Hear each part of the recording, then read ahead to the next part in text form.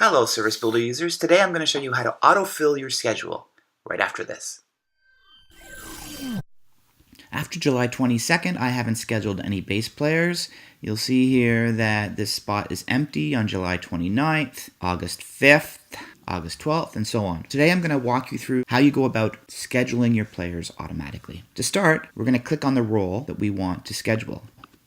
And it's going to take us to the Bassist overview. From here, you can send a group email to all the bass players, schedule the role, and print this role's schedule. There's other things here, such as informing everyone on declines and keeping membership private.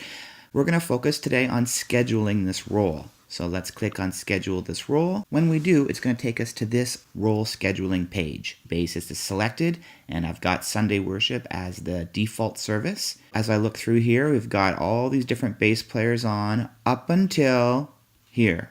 We've got Kreg, and then we've got 3 empty spots. Now, a simple way to do it is just to choose people, automatically rotate through Jacob, Kreg, Bruce, Michelle, Jacob, Kreg, Aiden, Michelle, and so on, and you could just do that. However, ServiceBuilder has a built-in rotation feature. Select all the people that you want to rotate through.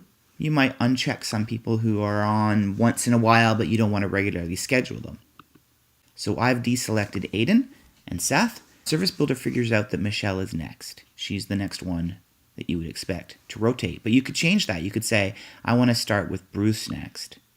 And now it's going to schedule through all these places. I have here to avoid schedule conflicts. If they're currently reading scripture or doing something else, they won't be able to play bass. 1 bassist per day, and only fill the existing empty slots.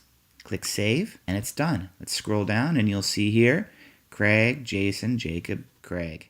So it tries to take into account all the times people have indicated they're on vacation, or if they're already scheduled for other things. That's all there is to it. If you have any questions, I'd love to hear from you. Have a great day.